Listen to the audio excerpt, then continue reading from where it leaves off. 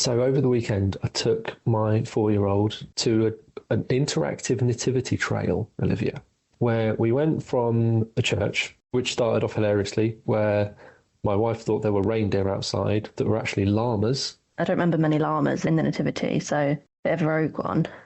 And then we had to walk to different houses where people were putting on a bit of a show. And at the first one, there was a guy that was kind of giving the story of the Nativity, and he was saying, there's a baby coming. He's going to be the Son of God. He's going to save us all. Giving all this. And he turns around to my son and he goes, "Do you want to learn more about the Son of God?" And Alfred turns around and goes, "No, thank you."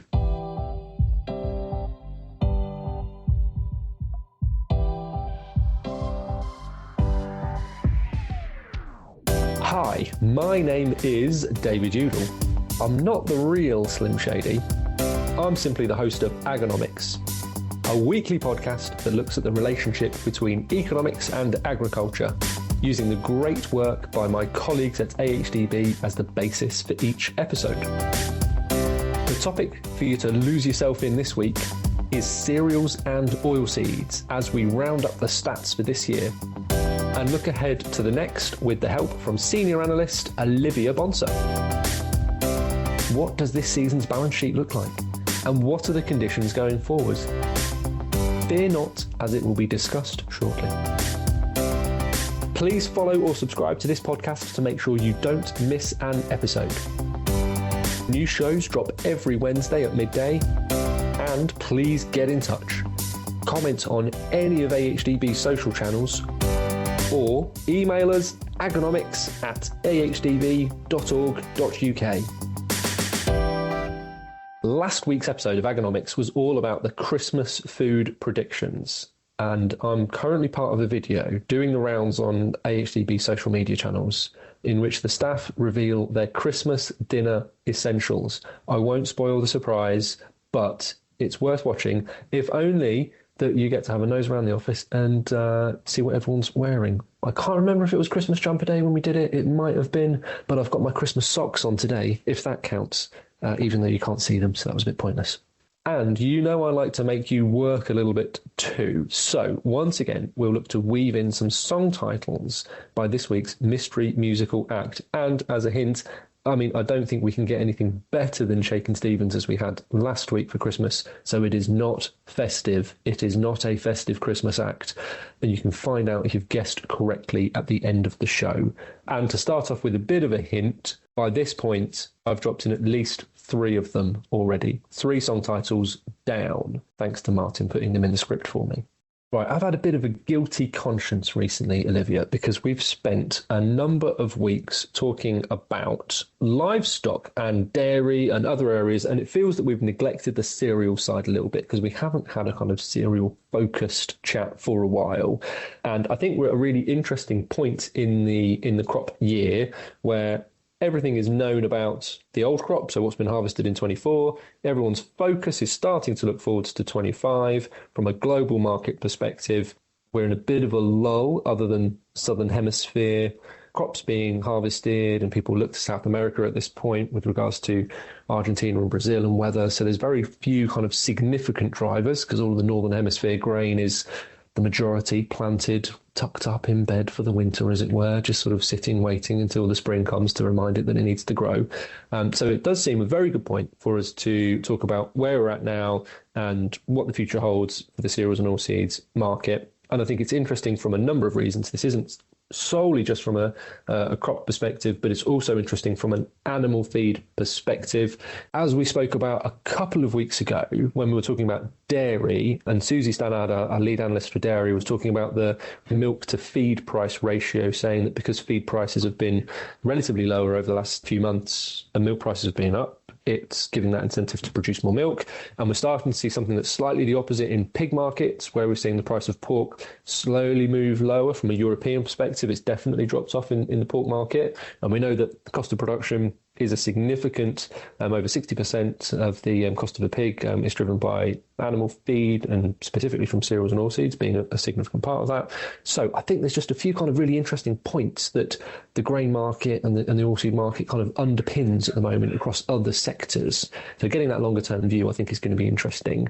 So shall we kick off talking about where we're currently at, because we've had some of the official production forecasts come out from Defra from a domestic basis. So shall we review those to start with, just to sort of set the foundations, and then we'll build from there. So I suppose, what was that latest release from Defra, and what are those key changes on the year that we've seen? Like you said, we're kind of just getting together all of the final data estimates for Harvest 24 and then starting to look at Harvest 25. So Defra last week released their final UK estimates in terms of domestic cereal and oilseed production numbers. So we did have an initial sort of figure that we were using, but that was just using a provisional England and Scottish figure. And then we kind of had our own estimate in terms of Wales and Northern Ireland to give us a bit of an indicative view. The final figures that came out last week weren't massively different from what we were sort of expecting from the estimate that we'd put together.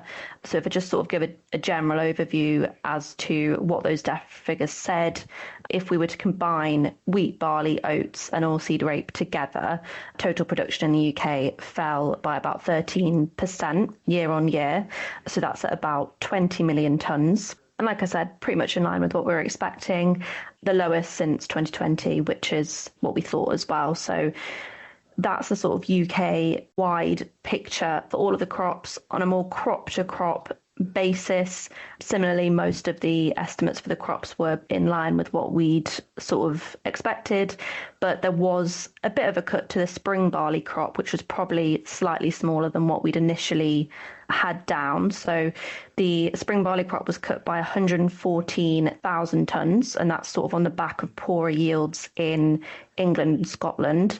So I think maybe some of that later spring barley that had been harvested and maybe we sort of the data hadn't been processed yet has sort of come online, and maybe the yields were a bit lower than what we initially expected. For barley on the whole, we did actually see a 2% increase year on year. We saw the winter crop down, but we saw overall, even though we had a decline to that spring crop from our estimate, actually the spring crop was much bigger on the year still because of those poorer planting conditions in the winter. The total UK wheat crop, the final figure, is down 20% from a year earlier, with the greatest decline in the northeast and the Midlands, again because of that poorer weather throughout the drilling period. And then for oats, we saw a 19% climb, but it makes it seem like it was quite a big oat crop when actually it wasn't. It was just because the year before we had quite a small oat crop, so it was sort of just recovering back to more normal levels. And then for OSR, we saw a 32% decline as well for the UK as a whole. So that's a bit of a summary as to what those DEFRA figures told us last week. Yeah, and it's an interesting one, isn't it, when we, I suppose, think about production, that we've seen such a range in production in recent years, obviously driven by weather. I mean, we'll talk about the planting expectations going forwards later on in the podcast, but it is an interesting one that we've seen that range in production levels. We've seen a range in market scenarios, and it just overall makes it more difficult, I think, to plan from an agricultural business's perspective, especially from a farm business perspective. You know, if you look at the official Defra figures from a general arable farm, the majority of income is being still driven by support payments in whatever form they are, whether they're ELMs or they're phasing out of BPS. And it does feel that financially, what has previously been, I suppose, quite a secure, maybe too strong of a word, but maybe more of a stable environment to operate in an arable farm, that financial viability of a again, a sort of generic arable farm is being stretched and put under pressure now, because we've seen this range in production that's been driven predominantly by weather, but now has been exacerbated as well. As, again, we'll talk about later about sort of the impact of SFI. So I just think it's pretty stark. I think sometimes we kind of like normalize these numbers, whereas actually, if we think back, previously we were talking about wheat crops that generally sat in a range of somewhere between 14 and 16 million tons, and that was kind of like the norm of production. Whereas now it seems that actually people are happy if we get something close to 13.5 million tons, which is just a completely different trading environment to be in. And considering wheat, as we know it from a gross margin and from a just a business perspective, is essentially the cash crop. If we're struggling to produce as much wheat, that directly links to farm incomes, and therefore that stagnates innovation and investment and all of that. So it's just an overall challenge for the industry that I don't think I sometimes think we talk about these numbers, but also don't really put them in context and actually how impactful they are. Anyway, that's me talking about a slight rant over. Let's get back to the topic. So they're the production numbers. We produce these on behalf of Defra into a national balance sheet. So if we start with wheat, what impact has that smaller crop had on that balance sheet and I suppose the trading environment domestically? If we bring that final figure into our November balance sheet, it means that we're left with a wheat availability of just below 16.9 million tonnes, quite a bit below the average of about 17.6 million tonnes. However, if we also look at the consumption estimates that we made in November, consumption of wheat domestically is forecast to decline quite a bit year on year and also on the 5-year average, largely due to the fact that because we have less of it in the country and less of it produced domestically, its relative price to other cereals is quite high. So we would imagine that will drop off a bit. So if we look at that availability and then we look at how much is going to be consumed or we're expecting is going to be consumed, it leaves a 2.8 million tonne balance. And when we've taken out an operating stock requirement from that, we're left with just over 1.2 million tonnes for either export or free stock. So again, that's just below the average, but actually exports are also looking very slow. So it sort of offsets that smaller availability because we're not expecting to be exporting very much anyway. If we were to look at barley, we're left with availability of 8.4 million tonnes with those Defra figures taken into account into our numbers. And again, that's below the average of about 8.75 million tonnes.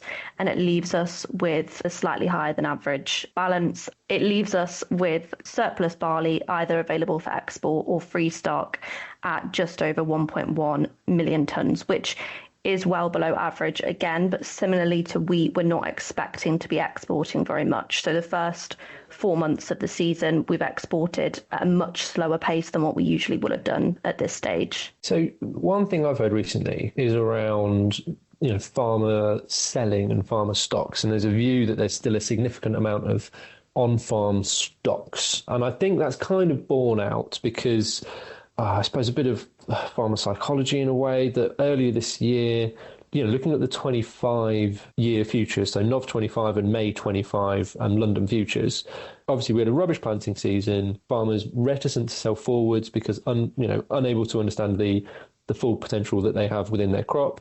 We saw supportive prices then through the spring for a number of reasons, that kind of classic spring rally of people being worried about crop conditions, kind of peaking strangely around my birthday at the end of May, 29th of May, for those that want to think about next year. Looking forward for a present. Thank you in advance. Where we had May London futures for 2025 that peaked around sort of £230, and then ever since then started to drop off through the summer when we started to see the physical crop coming online and some of those production fees around the world weren't materialised.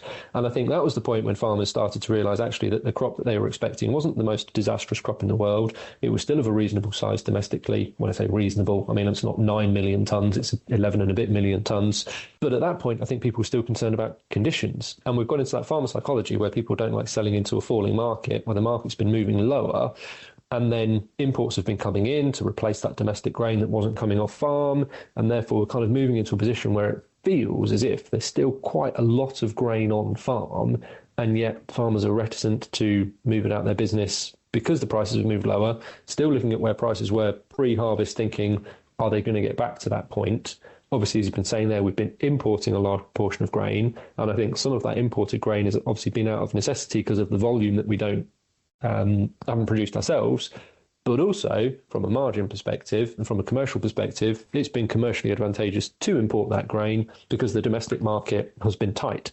and merchants are going to farmers saying, well, here's the price. Farmers aren't particularly interested in selling.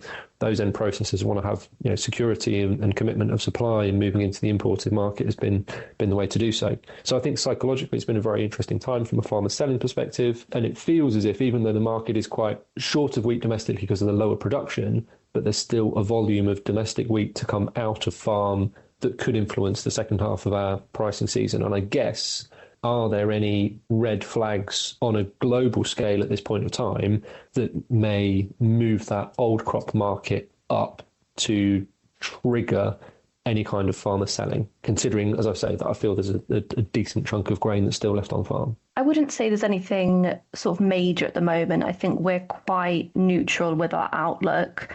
I would say, obviously, we monitor very closely what's going on in the Black Sea region. There's been a bit of reporting about what's going on in Russia at the moment, and potentially a slowdown in Russian exports and export quotas and that kind of thing. But generally, we're quite neutral with our outlook. It's not necessarily looking like those old crop prices are going to jump up massively.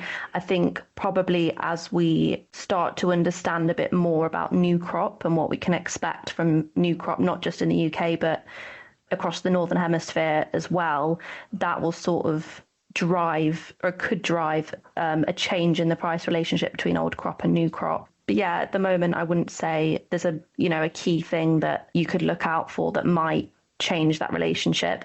I think, like you were saying, we've imported a lot at the front end of the year, and at the moment we're expecting that to slow down a little bit. And I imagine as we progress over the next few months, farmers will start thinking about sort of selling some of that grain so it's off farm.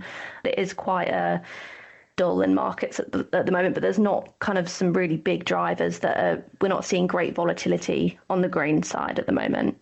No, I know what you mean. We're kind of at that point in the year where it isn't exactly the most exciting thing in the world. But I suppose that's also one of the reasons why it's good to look at what the future market holds, because there isn't a significant amount of volatility that's buffeting around. We're in a generally kind of steady state. And, we've got prices which are, again, May 25, bobbing around the low 190s. Same for Nov 25 as well. So it isn't as if there's a significant carry into the new crop, because people aren't particularly worried about that at the moment. I know markets have moved up by about £10 a tonne over the last 2-3 weeks since the start of December, but it isn't seeing those kind of like significant gains. So I think that's a perfect point to wrap up the old crop view of this. We're going to take a short break to get the latest in the markets and allow you to, when you're listening, crack a bottle open. It's Christmas. Have a cheeky drink. Wednesday lunchtime, don't worry, no one's going to notice. Unless you're driving, be sensible. When we come back, we're going to be talking about planting for new crop for 2025 harvest, what the current conditions are, and what that longer term outlook is. If you're in the market for another podcast to subscribe to, then look no further than our Manager's Special, AHDB's Food and Farming podcast. Recent episodes include a consumer insight offering on red meat labels and supermarket aisles, as well as a dairy special about our work with retailers to promote milk. If you're after herbs, or rather herbal lays, our shelves are stacked with sage advice on how to introduce lucerne and clover into your fields. In fact, we cater for all tastes, so you'll find sections dedicated to all sectors: pork, cereals and oilseeds, dairy and beef and lamb. And don't forget our middle aisle, where you can often pick up a bargain episode you didn't know you needed to listen to. Search Food and Farming wherever you get your podcasts. AHDB thanks you for your custom.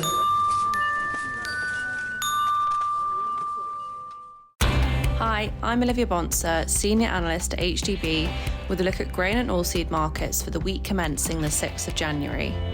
Despite some support in wheat markets over the Christmas period, prices have been under pressure in the new year from a strengthening US dollar, technical selling and sluggish global demand.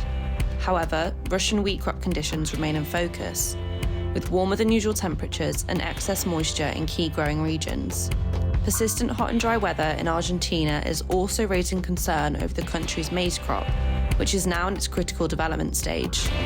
For rapeseed, new crop prices are supported, with doubts over prospects for global rapeseed production in 2025, though forecasts of heavy soybean supplies from South America limit any major price increases. Over the next few weeks, weather in major exporting countries such as South America and Russia will be key in driving prices. The USDA will also release updated global supply and demand estimates at the end of this week. To stay up to date with the latest data and analysis across arable, red meat and dairy markets, head to hdb.org.uk and click on Markets and Prices.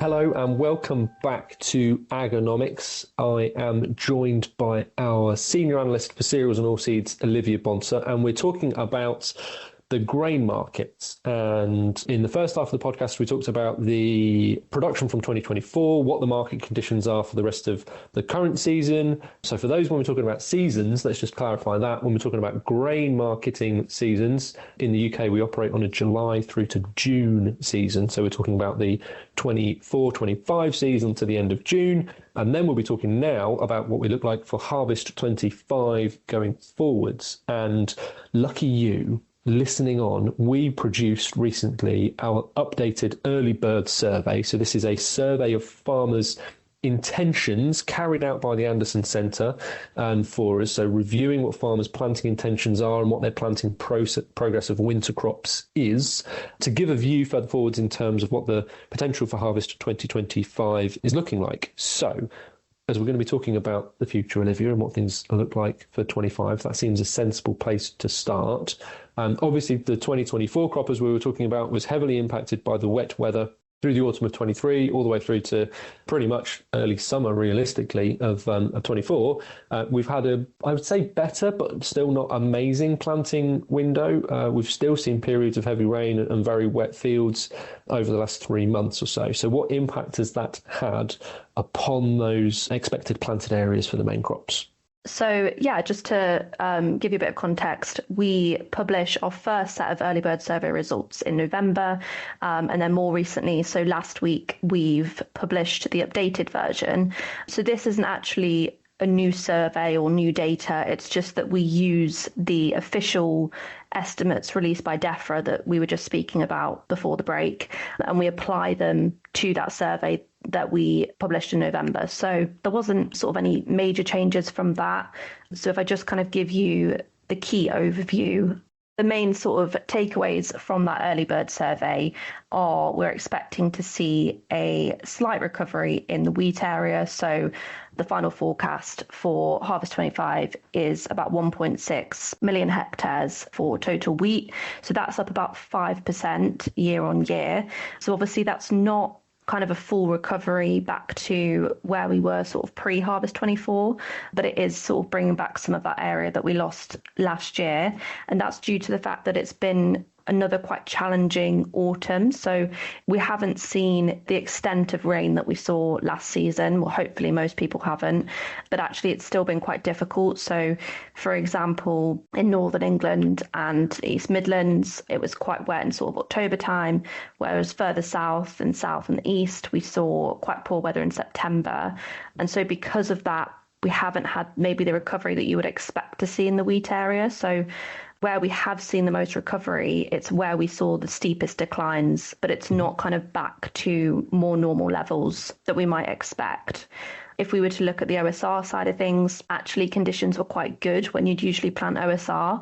But despite that, it was actually only Wales and Northern Ireland that are expected to see an increase in areas. So it's still sort of those wider issues with growing OSR rather than to do with the climate or weather conditions when you're drilling.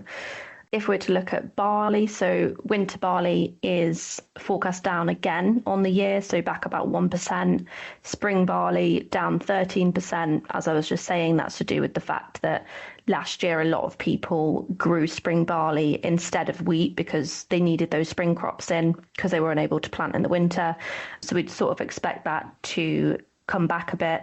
Oats forecast up 3%, and then OSR actually down 17% on top of that quite steep decline that we saw last year. So that kind of steep decline in OSR area seems to be continuing into harvest 25. I suppose that's the thing overall with the crop areas. I mean, we'll talk about wheat in a minute, but the oilseed rape area reducing is the one that, I mean, we've spoken about it before, and it's a difficult one in terms of what we can do to change it, because the market incentive's never going to be there, because we're driven by something which is so strongly a European market and global market. So we're never going to get a UK market that kind of operates on its own to create the price incentive and therefore allow farmers to see that there's the reward for all of the risk that they're taking growing the crop. And obviously from an actives point of view, with the ban on neonics, etc., that isn't going to change at all. So if you look at the sort of production levels that are potential for next year, I mean, realistically, we're talking about an oilseed rape production level which is going to be, well below 1 million tonnes, possibly even below 800,000 tonnes. We're talking something that's 20, 30 years ago was these similar production levels compared to where we are now. It's just overall, I suppose, disappointing, and there isn't really anything that's going to change anytime soon. What it does give me a concern about, I suppose, is the structural risk that we have. We only have 2 significant crushing plants, even though there's a lot of, I suppose, medium to smaller sized crushing plants for different aspects through the country. But from a market perspective, what if one of those crushing plants were to deem that production and crushing in the UK is unviable? Given the smaller crop, it has a significant impact on the market. So I think we're kind of at that point now with the drop that we see. But also there isn't really many alternatives that farmers can go to. And I think this then links us to something we've spoken about previously around SFI. And whilst we're not seeing SFI take huge swathes of land out of production, because our analysis shows that it is the economically best thing to do over the long term is to plant crops, given the market volatility that we see. It gives you the best opportunity to make margin. But the risk is that because we've seen that poor weather from last year, people have entered into SFI options that are 3 years, and therefore they're fixed into them. That does take that land out of production. And if people are making decisions for planting crops, whilst they're looking at what options they've got, obviously SFI is going to be deemed as a less risky option than potentially planting oilseed rape, even though the economics don't add up. It is a challenge for the rapeseed industry going forwards. And then you get into the moral balance of, are we just exporting our food production and therefore exporting our environmental footprint? So oilseed rape is something which is a constant challenge. And I know there's a number of industry groups which are ongoing at the moment, which are trying to review the options that we have to reinvigorate the crop. And we as HDB are a part of those as well. So hopefully it is something that will come through and find some viable options that can hope to build that crop back up again, because it is such a useful rotational tool, but at the moment just is not a viable crop to grow. Anyway, oilseed rape rant over. 2 rants in one podcast. We'll hopefully not have any more than that. But let's talk about wheat. So you mentioned the wheat area, 1.6 million hectares. Definitely an improvement. But again, if you think kind of 5-10 years ago, a normal planting area is more between 1.7 and 1.8 million hectares. So there's still a significant amount of land that isn't being planted to wheat. Using an average yield, 8 tonnes a hectare, that's going to get you to around 13 million tonnes of production. So that isn't really a big crop. 13 million tonnes is still historically, for the demand that we have, that would put us in deficit. So even at this stage, it is looking as if for the 25-6 year, we may still require maybe not as many imports as what we've seen over the last 12 months, but we're still probably going to be in a net importing position purely because we don't have the crop available. Would you agree with that, Olivia? Yeah, I think so. Like you said, it's still a sort of below average size crop if we're using an average yield. I think also we can expect quite minimal stocks at the end of the year, looking at the current balance sheet. So I wouldn't expect that we'd be heading into next season with particularly heavy stocks like we did this year. And what are those crop conditions looking like? Because not only do we review planting, we also have a bit of a review of crop conditions, don't we? Whilst I said sort of average yield of 8, obviously if the weather is hugely supportive and everything is good and crop conditions are good, we could see, we've seen much higher yields than that, closer to 9 tonne a hectare on average across the country from previous harvests. So there is still a potential for that crop size to grow, but it's entirely dependent on the crop conditions and the weather that we get as we go through the spring. So are those crop conditions in a good place as we head into the depths of winter? Yeah, I think it's quite difficult to give an overall comment because it seems to be so varied this year. Like I was sort of saying with the EBS, it's been very patchy in terms of the different weather patterns. Certain parts of the country have struggled at different points. So some areas were really wet in September, some areas were really wet in October, and that sort of impacted the condition of that winter wheat crop as well. on the whole, about 44% at the end of November of the wheat crop was in excellent or good condition. And actually 18% of the crop had not yet emerged or been planted, which suggests that there's been a bit of an issue with getting that crop planted, or if it hasn't emerged yet, there was some quite cold periods as well just after people had been planting, which obviously makes the process a bit slower. Generally, obviously improving on last year, as you would hope and expect, but also not doing amazingly well either. So it's a bit of a varied outlook at the moment. And yeah, we'll have to sort of wait and see what happens in the spring on that front. We're desperate for a good weather period, aren't we? Let's face it, because we haven't had, I suppose, a favourable weather period for an arable crop for, 18 months, if not a couple of years. And we don't want to see people having to walk on water and a river burst its bank, affecting the crop production. So it's something that we need to be, what's the opposite of a rain dance? Kind of like a favourable weather dance. I'm not sure what that would be. I'll Google it and find out what it would be and put my best dancing shoes on. And that can be my Christmas period. That's what I'll do. When I'm gone and I'm not doing the podcasts over Christmas, that's what I'll be doing. I'll be doing a positive weather dance for UK arable crops. But no, that's really interesting, Olivia. And coming back to what we said at the start, what we're basically saying overall is, from a global level, there isn't anything that's kind of a significant driver of markets at the moment. So everything is pretty neutral. We're still going to see, I suppose, a tighter than normal domestic balance sheet going forwards, not only because of the small crop from 24, but because we haven't seen a significant rebound in area for a number of reasons for 25. Obviously, all dependent on crop conditions, but even with average yields, we're likely to see a tighter crop. So I suppose from an arable farmer's perspective, this is putting a big strain on cash flows and a big strain on their financial side. Added into that, we know that cereal farmers are have been very reliant on the direct payment scheme. And let's not forget in the budget that the reductions in the tapering down in those direct payments was sped up. So that's a significant reduction in expected income for 25 from those. So it's a significant challenge from an arable perspective. But from a dairy perspective, it may continue that incentive to produce milk because milk prices are still high. And we're saying there isn't anything that's going to be causing a rapid appreciation of grain values, of feed values anytime soon. So it's positive from a dairy production perspective because it's going to keep that incentive there, which may conversely reduce the milk price further forwards. And also from a pork perspective, as we're seeing prices reduce, it's positive from a pork producer's point of view because we're not seeing a period where the price of pig is reducing and the price of grain is significantly going up and putting pressure on there. And this is why agricultural economics is interesting, because we start off talking about one production figure and it filters all the way through to other sectors. So I hope everyone listening is as geekily excited by that as I am. It isn't the only thing in my life, but, it's a significant thing with it. But Olivia, thank you for your time. I think we've been thoroughly successful in getting in quite a few song titles there, all the way from the start, producer Martin with his fantastic scripting to make sure that I don't forget about it, putting it in, and it was Eminem. I don't think Eminem has ever done a song about Christmas or about agricultural economics, but if he wants to do a career change, I think that's the direction in travel for his future genre, agricultural economics plus Eminem. I think that works. Let's try and get him on as a guest.